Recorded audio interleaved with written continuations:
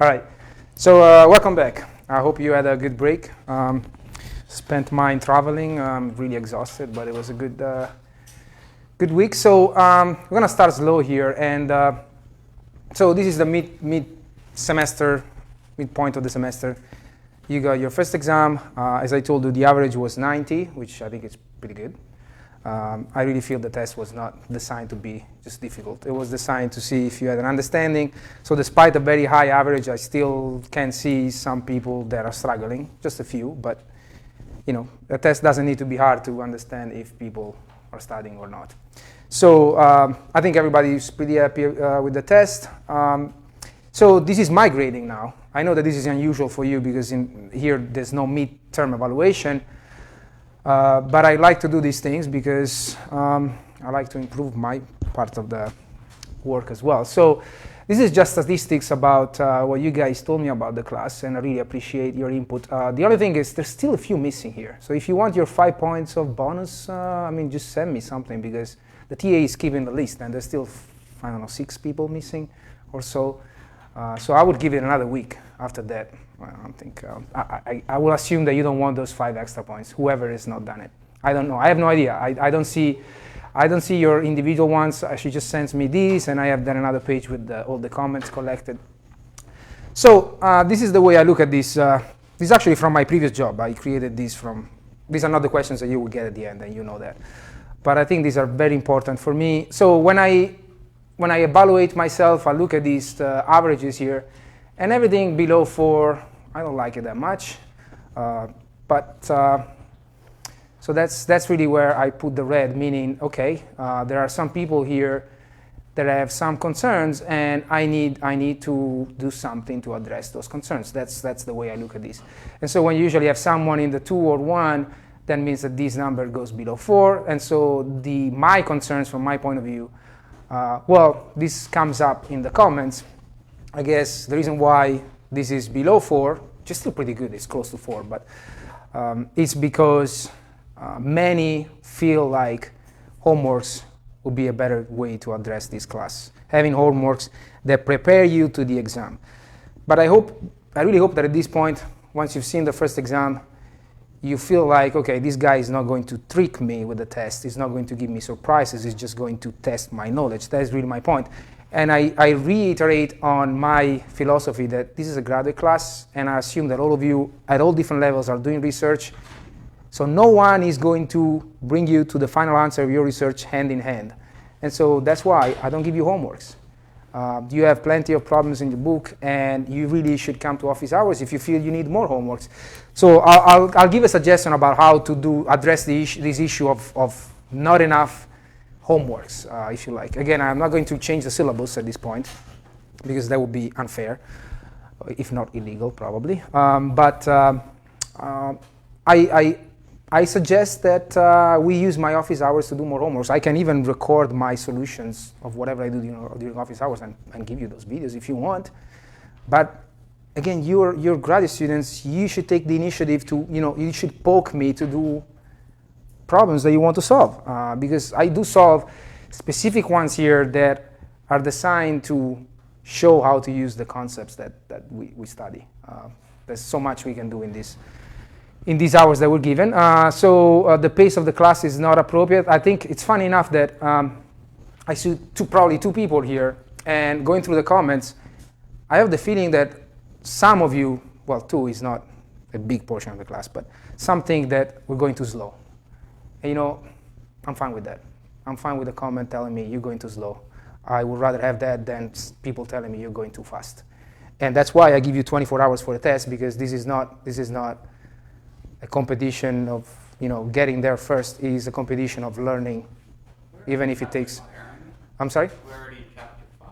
We're not going slow. I mean, we're doing a lot of stuff. You will see. We'll do Lagrange equations, and then towards the end, there was another comment about examples in real life. Well, let me finish, and then maybe we'll have time to see some specific examples. Maybe I'll do some space robotics examples of a spacecraft with robotic manipulator and stuff like that. But I need to finish all the important concepts first. And you have specific classes about applications. So this is not a class on spaceflight mechanics or fluid dynamics. This is a class on dynamics in general, so I need to remain general here. So we're going at the right pace, I think, compared also to, keep this in mind, compared to what you will expect in your qualifier exams. I need to prepare some of you for that exam. And it's not just me preparing those questions, it's another 2 or 3 people doing it. So I need to be careful that you don't get there and you see something and say, what is this? Because I use the time in a different way. So I'm not saying that I don't need to adjust to these things. Of course, I will take into consideration doing more problems again, probably in office hours. And I invite you to come and suggest those problems for me. And if you want, we can set up an easy way to record those hours if I'm solving problems with you. Now, this is funny. It's not more challenging than other classes. A 3.2 average means that you guys don't think this class is harder than all the other classes you've had at UF, which I'm also fine with. My point is not making your life harder than other classes just to show off. I don't see why I should do that. If you're learning the material and you're doing it without suffering too much, it means that probably we're doing it the right way. That's at least how I'm interpreting that. And then regarding myself in particular, I don't see any particular issues other than, well, yeah, I've seen a comment, this guy's teaching this class the first time. Yeah, it's true, I'm teaching my first class at UF, that's true. But I've taught dynamics before and I can always improve. Some cases I'm less prepared than other cases. It depends on how much sleep I get sometimes, and that's fine. I don't have a problem with that. Yeah. I think everything is going well. The comments in particular, this is what I do. And again, I have no idea who sent me those. This class is based on trust. I give you 24 hours, you take it home. I'm trusting you people. You should trust me. I don't care who. I really hope that you've been honest. Because if you've been too nice just to please me, there's no point. I don't need to be pleased by such things, honestly. If you've been, too harsh, there's also no point. I just need honesty. So this is a suggestion about, again, I highlighted homework. It appears a few times. So that's really something that I will give you my suggestion at the end, what I will probably do. Yeah, suggesting use of code and software. I know in the past this class has been taught focused on a specific program, which was a multi-body dynamics problem, I believe. But again, it's a time issue. I can start using Simulink and MATLAB, show you how we do it in our lab, and then you will gain specific knowledge in using that piece of software, and when you sit for your qualifier exam, that's not going to help you. So I'm really thinking towards, mostly towards those doing a PhD probably, but I want you to be able, guys, to walk into the next class when they will use principles of dynamics, and you raise your hand and tell the professor, you're calling a coordinate system what is a reference frame, or stuff like that. I want you to understand that people are abusing the terminology and are using dynamics in a casual way, which is not supposed to happen for an engineer. So I'm not going to use any piece of software. I'm sorry, I really can't. But yeah, what is this called? TI and Inspire. So you're more than welcome to look at that if that helps you. Yeah, if it helps you visualizing things moving. So the black ones are nice comments. So I don't really thank you for those. But there's nothing I need to do there. More homeworks. Again, I will have a suggestion. Lectures are disconnected. Yeah, I agree. For example, today I will continue on angular momentum and I'll derive a few things, but you will still not see the Euler's laws for rigid bodies. That will come next time. So with 50 minutes, sometimes I need to do one piece and then show you the end of the conversation in 2 or 3 lectures. So unless I start going much faster, but I don't want to. Homework, I understand. Yeah, it's a good suggestion. It's kind of late to do that. First test with 20%, so that you're scared, you don't know what to expect, but at least it's 20%, and then 40-40, maybe next year. So, okay, this is for the edge people, I guess. Yeah, I really wanted a bigger class. This is a small board. I don't like this. I want it to be in NEB, where I think classes have boards that are probably twice as long, but yeah. I'll try to be a little more organized in the way I write stuff. But I agree, it's a small board. But I think these guys behind the glass do a very good job with the videos. Practice problems are not assigned. Again, this is homework. Thank you for this. I think, which one is this? No, this is not the one. Okay, over-prepare. This is also, I mean, from my point of view, it's nice. If you over-prepare yourself, that's fine. If you come to a test and you think it's easy, that probably means that you are grasping the concepts. So I don't want to make it easy for you. Again, the test was simple, but good enough to show me those with understanding and those without understanding. And there is a separation. This is about me. Yeah, I should prepare more for classes sometimes. I agree. Should get more sleep too. We'll try. Okay. More examples, more homeworks. It's, that is more. I try to understand what is the more common comment. But again, this is out of 38, 39 people. It's not even 10. But still, it's something that I need to address. I don't exactly know what writing lowercase means. Because if I try to switch to a different type of writing, my writing is terrible already. So if I try to change it, it will look like ancient something, I don't know. I don't think it's a good idea. Okay, this is the comment about, I agree, you forget. So engineering, I agree. My professor, when I did my master's degree, so in Italy we used to have a project almost like a PhD defense for the masters. And she used to tell me, if you're doing engineering just because you want to learn something for the sake of learning it, just do something else. Because all this stuff, you forget it if you don't use it. That's true. I forget it if I don't use it for a year. I have to go back and open the book. It's not like I'm thinking vectors all the time. So I agree that examples can help you stick with the concepts a little more. So again, let's wait about practical cases for the end, because you'll see a lot of them in other classes. And I hope that now you're going to address the dynamics part of the other classes in a slightly different way. But I do agree with that comment. This is again about homework, project homework. Yeah, pace of the course is a little slow. Again, I take it as a compliment. I would rather be slow than too fast. And these, I should probably, change them. So I suggest here that I may record extra lectures. That's what I meant about the homeworks.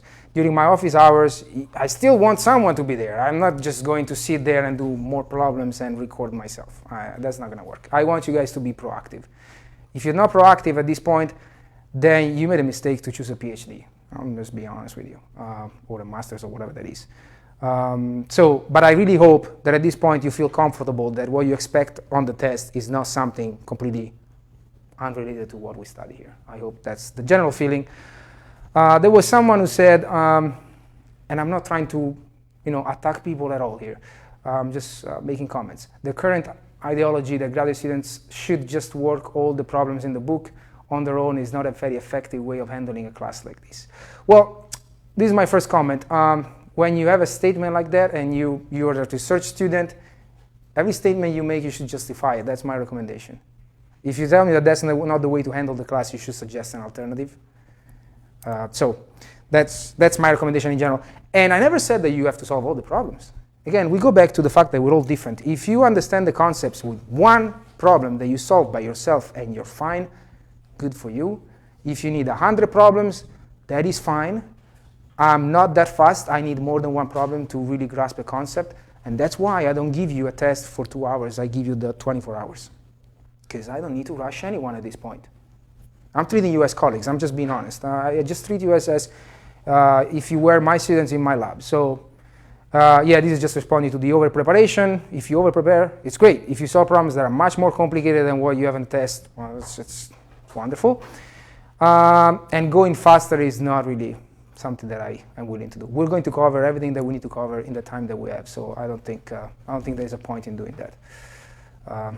So unless you have any comments, this is how I deal with this material that you give me. I really use it.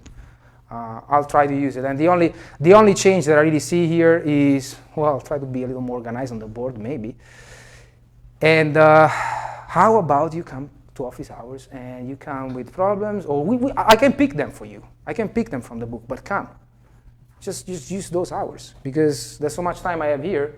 I can solve more problems during office hours, and you can pick the ones you want to solve. In many cases, some people have come and they showed me problems that they basically required more material that we haven't covered, special tricks, if you want to call them, algebraic formulas that we haven't really discussed.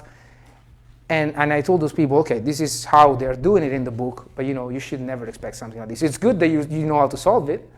You use curvilinear abscissa or other things that we don't use here. But I may just act as a filter for you if you don't want to solve all the problems. You don't have to solve all the problems, of course. So we go back to lecture 1. I put on the board what you have to do. Watch the lectures, read the book, redo my problems. You can redo the problems I do in class several times. If you do it now, you do it in a week, you will do it differently. Unless you just go back and copy what you've done the previous time, of course. Okay? What do you guys think? So this is how I use this stuff. It's really for me, and I appreciate your input very much. Okay. So I think the homework is really the main one. But again, I'm not going to give you homeworks that count as points because I cannot do it at this point. I think you know what to expect. I think no one was surprised by the test. And again, the office hours is the answer here. We use them to solve problems. I may decide to solve problem. Okay, this is my email. You don't need to see that. So, do you have any comments, concerns, issues? You feel everything is going well overall? Okay, all right. So, where did we stop last time was we're dealing with rigid bodies, and we stopped at computing, at least symbolically, an expression for, let's see, I think we ended up saying the angular momentum with respect to of a rigid body with respect to the center of mass in an inertial reference frame can be expressed as the inertia tensor with respect to the rigid body R with respect to the center of mass applied or dotted with the angular velocity of the rigid body with respect to the inertial reference frame, right? We found this. We also said that the I with respect to the center of mass is a tensor which can be written as rho dotted with rho u. This is the unit tensor. We'll start expressing these things now in a specific reference frame after we do something else. So we'll start making sense of all these weird formulas here. Minus rho circle cross with rho. And so, and also rho, just to remind ourselves, is r minus r bar. So you have your rigid body here. You have your center of mass point, COM. And so r minus r bar is basically this rho, is basically this vector that is going to all points on the body, is whipping every point on the body, originating from the center of mass. So we derive this. Again, we're not going to see how to use it to solve the kinetics, but we'll get there. So this is still kinematics of rigid body. It's the kinematics of rotation. At some point, as you can imagine, we'll take the derivative of this and we'll associate it with the actions on the rigid body that cause rotations, which are moments, torques. So we'll get there. But we need to do something else. We'll basically bring everything down to this expression for the angular momentum, and I'll show you why. Because writing everything with respect to the center of mass in a body-fixed reference frame, body-fixed coordinate system, see, I make the mistakes I shouldn't make, makes writing that the angular momentum much, much easier, as we'll see. But, and you can always bring everything back to the center of mass. Why? Because there is one specific expression that we're going to derive today, which tells me that if I have, so let me write something else first. So let's say that now we have Q, a point Q, which is a generic point. Doesn't have to have a mass, it doesn't have to be part of the rigid body, you can do whatever you want. It's a generic point in Euclidean three-dimensional space. What I'm claiming here is that the angular momentum with respect to q in the inertial reference frame of the rigid body r minus the angular momentum with respect to the center of mass is equal to, we're going to derive this, rq minus r bar cross with m velocity of q with respect to the inertial frame minus the velocity of the center of mass with respect to the inertial frame. We can easily prove this. And so this is telling me, as we'll show today, that if you can write the angular momentum of a rigid body with respect to the center of mass of the body, which is simple to do, and as you can imagine, this tensor here becomes something we can manage. There are tables on your books that give you the matrix of inertia. We'll get there. But so if you're able to do this, which is a relatively easy thing to do, then if you need to, you can always move things to a generic other point by just computing this cross product. There's no integrals on the right-hand side, as you can notice. There's just a difference of two vectors, r, position of q, position of center of mass, and then velocity of q and velocity of center of mass. So that's a very powerful result, even though maybe now you don't see it, but it will be very useful. Because you know, as we will demonstrate, you know how to write that. So if you need to move to another point, you don't have to reinvent the wheel. You just have to compute this second term here. So how do we prove that? Well, what is HQ? We do it. We just compute that difference. What is HQ? Can you remind me what it is? How would you find angular momentum of a rigid body in an inertial reference frame with respect to a point? Definitely starts with an integral over the body. R minus, right, cross with V minus VQ. Yep, all computed with respect to an observer fixed in N. Just a reminder, this R is a vector that will sweep over the body. This R minus RQ is basically originating in Q, and then the end of the vector is going to any point on the body. So Q can be here somewhere. And so this R minus RQ is this vector here, right? And it's going to touch every point on the body as you do this integration. And the same, this is the velocity of seen by an observer fixed in an inertial frame of every point on the body. So that also will be computed as you do the integration on each point, minus the velocity of q, which doesn't depend on the integral.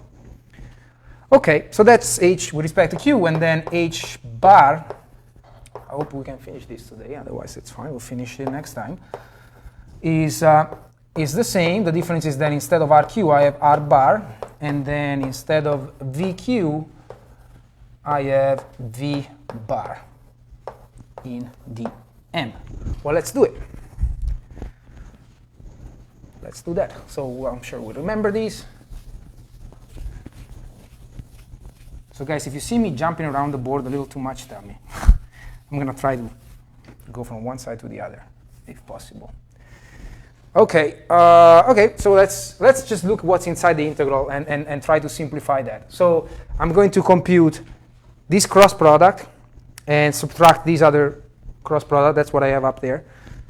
So help me if I miss any terms here. I have R cross with Vn, OK, minus R cross with VQn,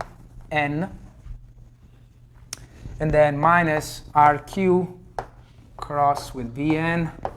To be careful here, otherwise I'll make mistakes. Plus RQ cross with VQ in N. And then this is minus. The second one is R cross Vn. All right. And then minus R cross with V bar N. And then I have R bar, so I have minus R bar cross with Vn. And I have plus R bar cross with V bar N. Sounds right? So let's start organizing these. These two guys go away. Let's collect things where VQ appears. For example, I only see it here and here, right? So I have RQ minus R cross with VQ. Okay, these two are used. Let's look at Vn. I see it here and here. So what is that? That's R bar minus RQ cross with Vn. Okay, I've used these two, and then these two here. So I have a, what do I have? R minus R bar cross with the velocity of the center of mass in the inertial reference frame. Okay. Now remember, this is inside an integral extended over the entire body. So let's see what happens when I integrate those three vectors. Remember, those are three vectors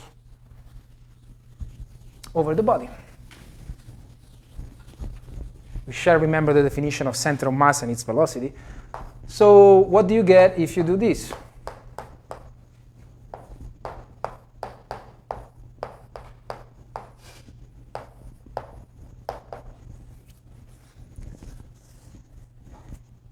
See, these could be questions for a test. I could ask you to demonstrate something like this where you need to understand what's going on here. And it's relatively simple stuff. Does RQ depend on the integral? Nope. Does this depend on the integral? This does. So, but what is the integral over the body of R dm?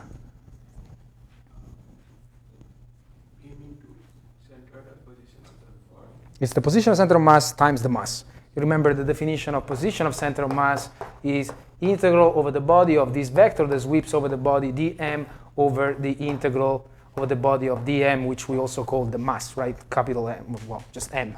We just called it m. So in the end, this will give me RQ minus R bar cross with the mass times the velocity of Q in n. Agree?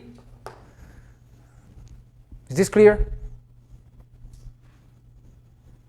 So you can basically take this out of the integration. This also will be out. The only thing that has the integration applied to it is R, is the position vector R, which again is sweeping over the body. Let me redraw something here, just to be clear. This is the rigid body. You're looking at things in an inertial reference frame, so you must have picked at some point some coordinate system that is fixed in n, right? So you have a point Q here. R is this vector. It goes to all points. And this is RQ down here. So that difference, RQ minus R, is this vector here that goes from Q and sweeps over the entire body. That's what's happening. So that's why RQ does not depend on the integration, but this does. This needs to cover the entire body, all the points. And O is fixed in N, Q is not. Q can be anything you want. So that's the first. Then, so this takes care of these. Then can you tell me right away what this does? The second one, so let me not write the integral. Just give me the final answer. What do you think that is? R bar depends on the integration? Nope. Once you've done it, it's done. It's the center of mass. RQ does not. Vn does. And so when you integrate the velocity of each point over the body times dm, that's basically mv of the center of mass. Agree? You can stop me here. These are simple things, but you need to understand what's going on.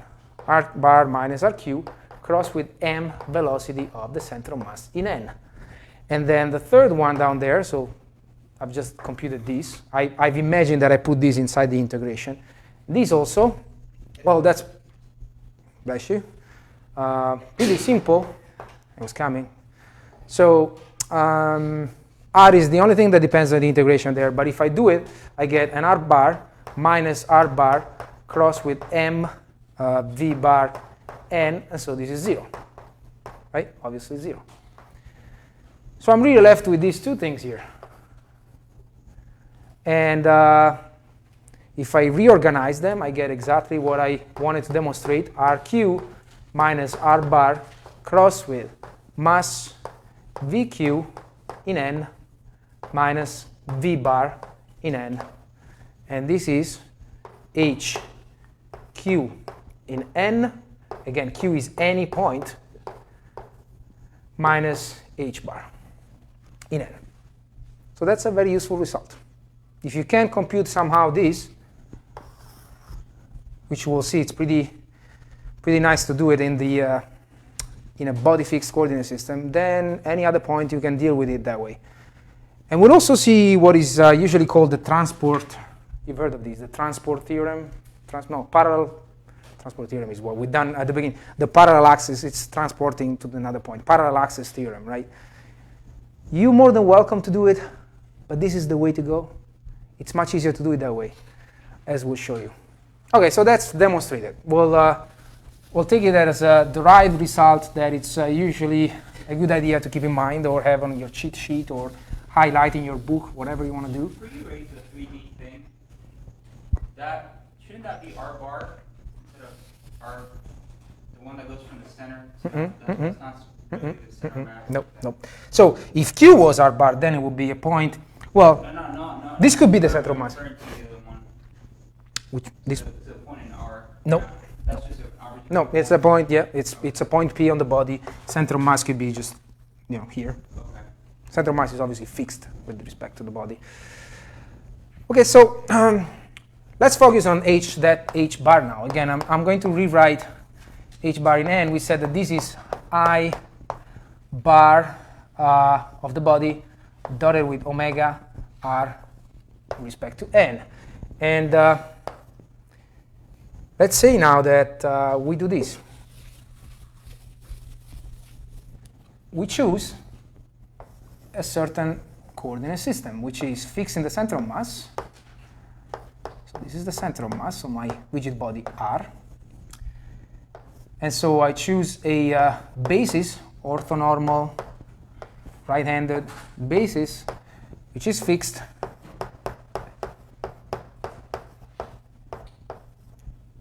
in R. And remember, R is a rigid body / a reference frame. So now all these things, I can start expressing them in that basis, including the tensor. So now we start doing some calculations and make some sense out of this ugliness that is called tensor here. So we said that this I is rho dotted with rho, this U, which we don't even know how it looks like for now, minus vector rho, circle cross with itself. Well, then if I have a basis like that, I can start breaking this down into specific expressions in terms of that basis. First of all, rho, well, would be some rho 1 E1 plus rho 2 E2 plus rho 3 E3. Remember, this is a vector. This rho is going from center of mass to all points on the body. So these three scalars, rho 1, 2, and 3, are changing, and they need to cover the entire body.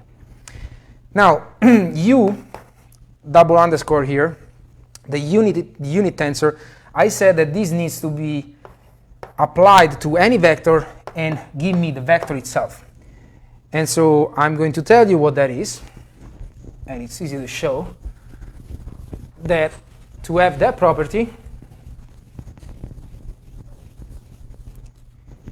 U has to be E1 circle cross E1 plus E2 circle cross E2 plus E3 circle cross E3. You want to prove it, I will just do a portion. If I do U dotted with rho, one of the terms you will get is E1 circle cross E1 dotted with, for example, rho 1 E1. This is a scalar. Remember the definition of this? What do you get? Remember the definition of tensor product? We defined it as A circle cross B dotted with C, which was equal to what? C dotted with B multiplying A. So E1 dotted with E1 is 1 multiplying A1. So this is rho 1, E1. You will get the same thing when you do E2, E2, E2, with rho 2, etc., etc. All the other ones will go away. If I do E1, E2 circle cross E2, and I dot it with now same rho 1 E1, well, then the dot product of E1 with E2 will be 0. So this is going to give me a 0. So if you apply U to any vector, you will get the vector itself. The only terms that will survive will be rho 1 E1 plus rho 2 E2 plus rho 3 E3. So that's my U. I'll just give it to you. But in front of you, I see rho dotted with rho. Well, let me write it down here. And I'm already going back and forth between boards, even though the board is 1. So rho 1 squared plus rho 2 squared plus rho 3 squared, right? No surprises here. OK. So basically, the first term of this tensor will be this term times that. So basically, I'll write it here. Rho dotted with rho applied with U is this. That is multiplying rho 1 squared plus rho 2 squared plus rho 3 squared. This is a scalar that is whipping the entire body. Remember that made a mistake here. What is missing here? What is this? Right?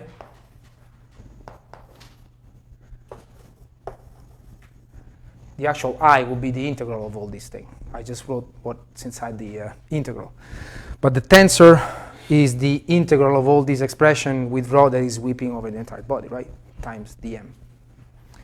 Just a small detail, kind of important. OK, I'm just focusing on what's inside the integral here.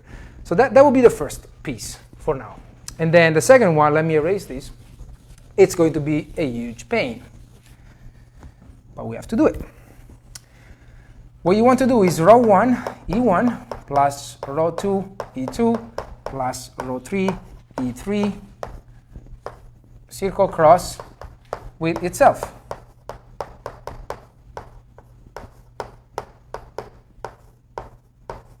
And well, good luck with this. You need to do it one by one. Start with this.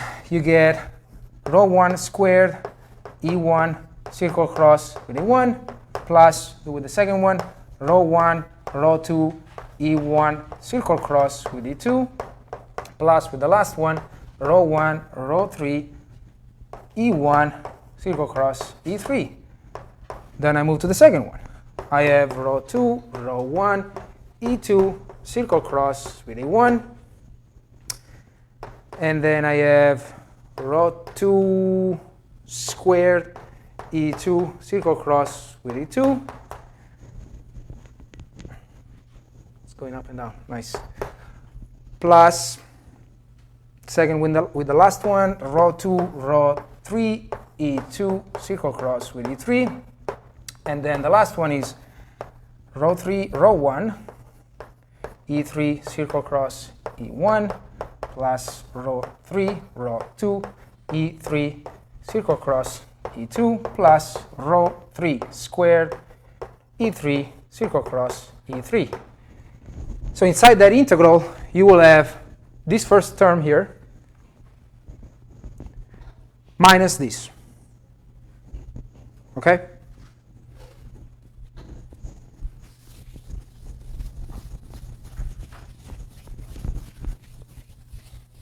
Can we do it without too many steps? What are the components that will go away?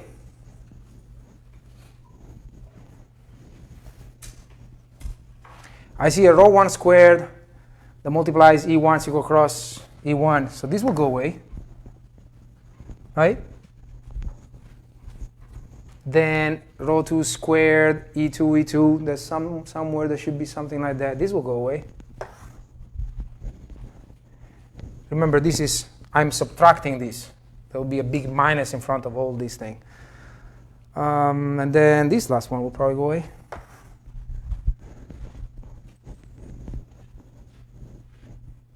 So what I'm left with is, what is it?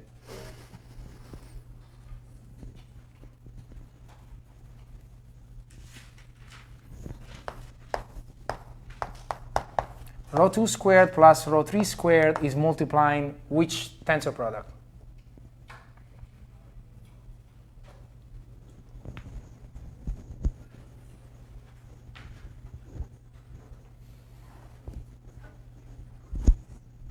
Which one? I have the final answer here. Which one have I erased already? I have erased this times this, right? So I should be left with this expression here. Agree? And then basically all these mixed products here are with minus, minus, minus, minus. So I can start writing them. Then I have minus. Well, let me actually write the ones that I'm left with that originate from those. So I have a term like this. Then I have a term that is rho 1 squared plus rho 3 squared E2 circle cross E2 plus rho, what is left here? The E3. So it's rho 2 squared plus rho 1 squared E3 circle cross E3. Agree? Right? These are the only ones that have the same vector in the tensor product. And then there are all the mixed ones. So I have minus rho 1, rho 2, E1, circle cross E2. Takes care of that. Minus rho 1, rho 3, E1, circle cross E3. Takes care of these. And then I have minus rho 2, rho 1, what is that, E2 cross E1? Circle cross E1. That's that. There's three more. Minus. You start seeing the symmetry here, right? Do you? Of what's going on? Rho 3, so I've done this, and I'm doing that one. Rho 3, rho 1, E3 cross E1. So I do this once. I will not need to do this again. I show it to you once, and then that relationship with a generic point Q will be all you need. Rho 3, rho 2, E3 cross E2. So this is the monster here that you have. But, and remember, there is an integral in front of this.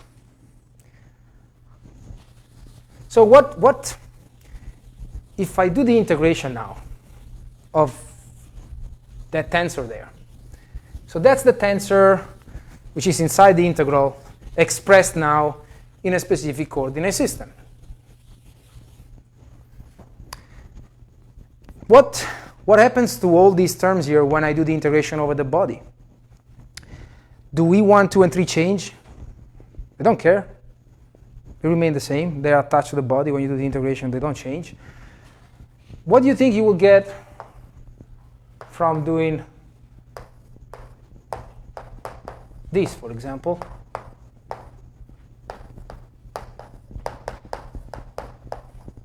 Well, first of all, I said that these guys don't care about the integral, so I can rewrite it this way.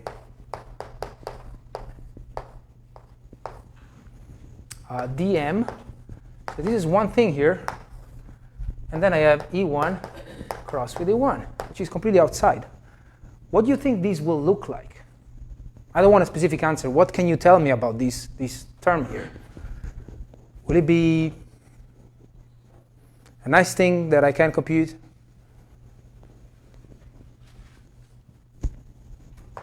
Once and for all. This is my rigid body. This is my center of mass. This is E1, E2, E3. The rho vector is going from any point, from a center of mass to any point on the body, right? Rho 2 squared plus rho 3 squared is the distance from axis 1 of this point P here. Yeah, it's a distance from axis 1, right? You see that? It's rho 2 squared plus rho 3. So this vector will be projected as rho 1, rho 2, rho 3.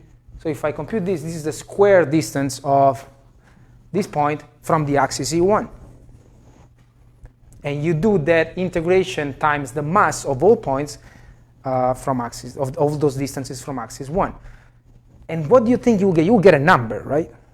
this is integrating distances squared times the mass. So you will get something that will have the dimension of a distance squared times the mass. Is it going to be variable? This is going to be a constant, right? Do you agree with that? Once I give you a rigid body, so this is what we call I11, I think I called it here. And I think that's what the book is using, yeah, I11. With respect to the center of mass, of course. So any of those terms, when you solve the integration for a rigid body, so which is an object of a given shape that doesn't change, of a given mass distribution that doesn't change, they will all come down to being some constants. So all those things that you see in front of the tensor products, once you do the integration, since the tensor products don't care about the integration, they will be constants. That is not the case if you don't do it with respect to a body fixed point.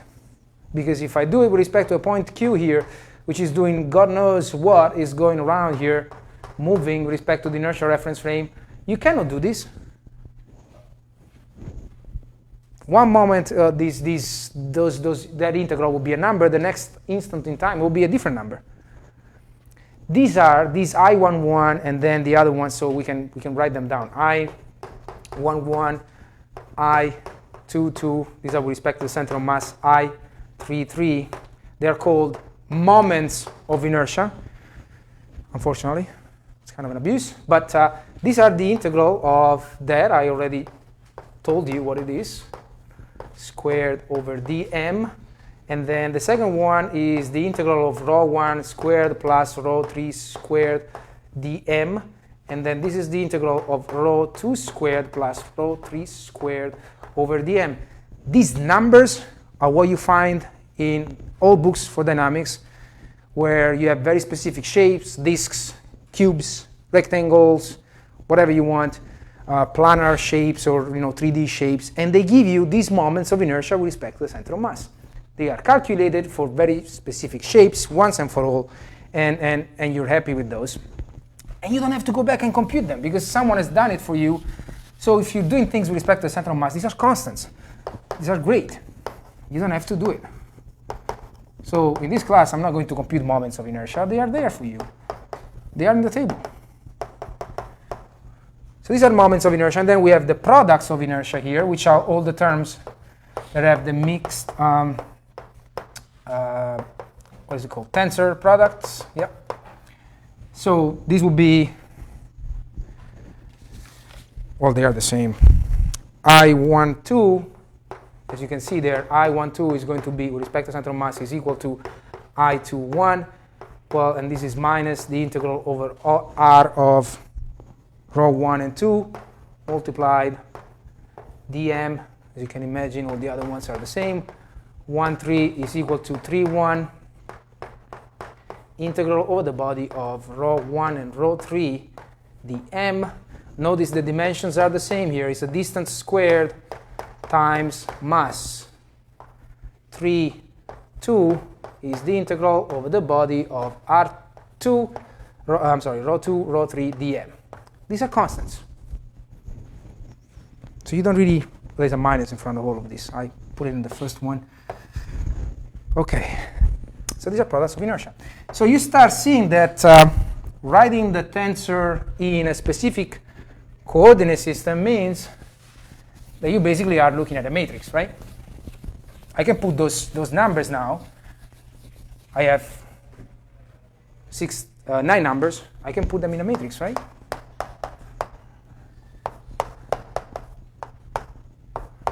I 3, I21, I22,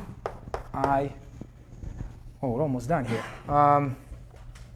2, 3, I31, I32, I33.